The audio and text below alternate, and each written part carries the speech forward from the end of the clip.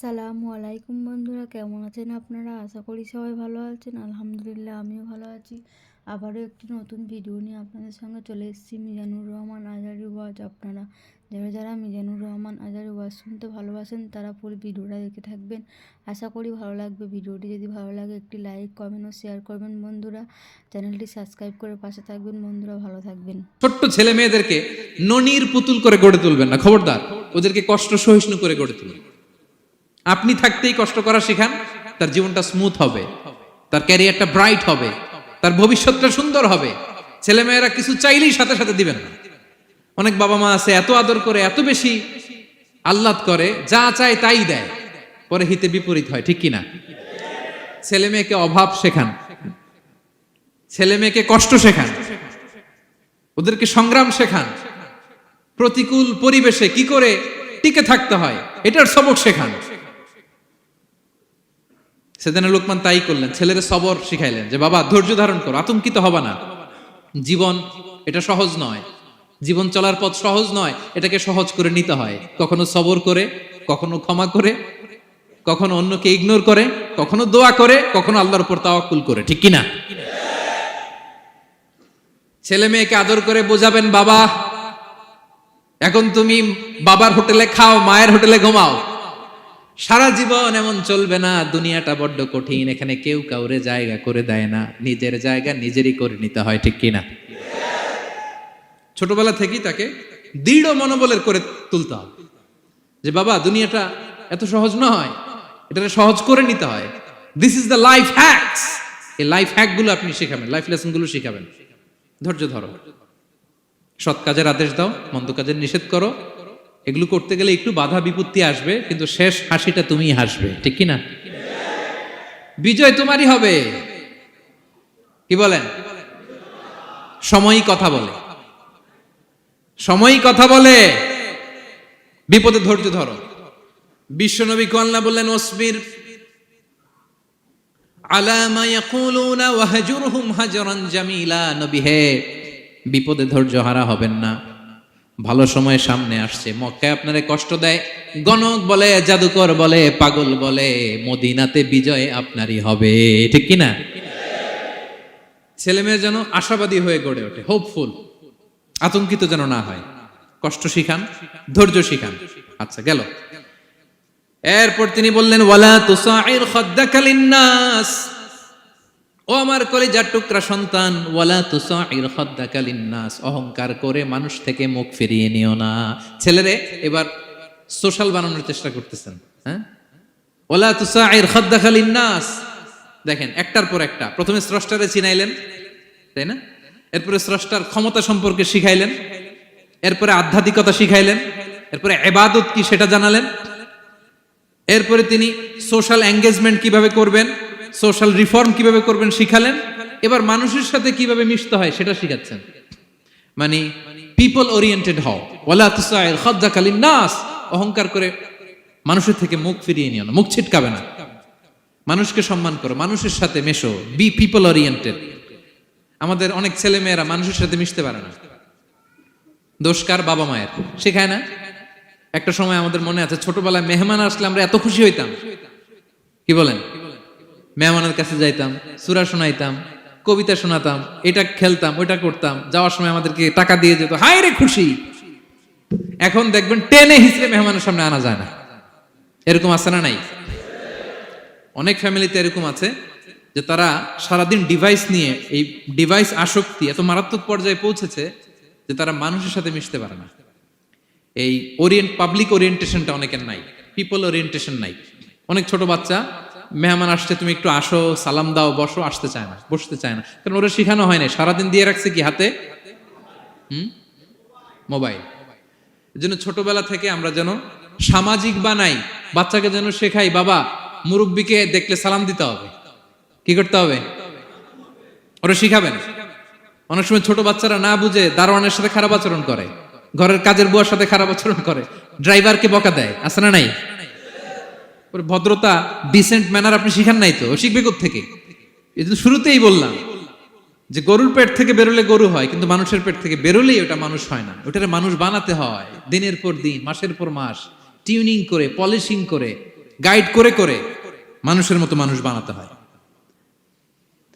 তাহলে ছেলেনে বললেন ওয়ালা তুসাইর খাদ্দাকা লিন্নাস, তোমার চেহারাকে মানুষ থেকে ফিরিয়ে নিও না, গণমুখী হও, মানুষের সাথে মেশো। ছেলে মেয়েদেরকে এটা বলবেন, শহরে থাকলে মাঝে মাঝে গ্রামে নিয়ে যাবেন, কাদার মধ্যে ছেড়ে দিবেন, হাট বেটা, হ্যাঁ, কাদায় ছেড়ে দিবেন, পুকুরে ছেড়ে দিবেন, দৌড়াদৌড়ি করতে করতে তারপরে তারা শিখবে, দেখবে। মাছ, জ্যান্ত মাছ দেখে নাই আমাদের অনেক ছেলে মেয়েরা, আছে না নাই? ওরা ভাবে মাছ বোধহয় ওই ইয়ের মধ্যেই পাওয়া যায়, শপিং মলেই পাওয়া যায়, ফ্রিজের মধ্যে থাকে, এরপরে এটা খাইতে হয়। জ্যান্ত মাছ দেখলে দেখবেন ভয় পেয়ে গেছে, কারণ শেকড়ের সাথে এদের কোনো সম্পর্ক নাই। এরা যেন গণমুখী হয়, শেকড়ের সাথে যেন এদের সম্পর্ক থাকে। হ্যাঁ, এটাই দেখেন, এই উপদেশটা কয় হাজার বছর আগের। মনে হচ্ছে যেন আজকের পরিস্থিতি দেখে দেখে লোকমান ইসলাম ছেলেকে অ্যাডভাইস করতেছেন। সুবহানাল্লাহ পড়বেন না? ওয়ালা তুসাইর খাদ্দাকা লিন্নাস, মানুষ থেকে মুখ ফিরিয়ে নিও না, ছেলে মেয়েদের শিখান। মানুষ দেখলে ভয় পেও না, মানুষের কাছে যাও, মানুষের দুঃখ দুর্দশা দূর করার চেষ্টা করো, গণমুখী হও, মানুষকে দেখলে সালাম দাও, মুচকি হাসি দাও, হাত বাড়িয়ে মুসাফা করো, তাহলেই না মানুষের সাথে তুমি মিশবে, শিখবে, জানবে, ঠিক কি না? এরপরে বললেন ওয়ালা তামশি ফিল আরদি মারাহা, আমার কলিজার টুকরা সন্তান, অহংকার করে রাস্তা দিয়ে হেঁটো না, কারণ ইন্নাল্লাহা লা ইউহিব্বু কুল্লা মুখতালিন ফখুর, আল্লাহ অহংকারীকে পছন্দ করেন না। এবার বডি ল্যাঙ্গুয়েজ শিখাচ্ছেন ছেলেকে, কিভাবে হাঁটবে। আমাদের অনেক সময় ছেলে মেয়েরা খুবই ভালো, নিষ্পাপ, শুধু ভিতরটা পরিষ্কার হইলে হবে না, আপনার জেস্টারও তো ভালো হইতে হবে। হ্যাঁ, ভিতর ভালো কিন্তু প্রকাশ ভঙ্গি জানে না, আছে না নাই? এটারে ইংরেজিতে কি বলে? বডি ল্যাঙ্গুয়েজ বলে, বুঝতে পারছেন?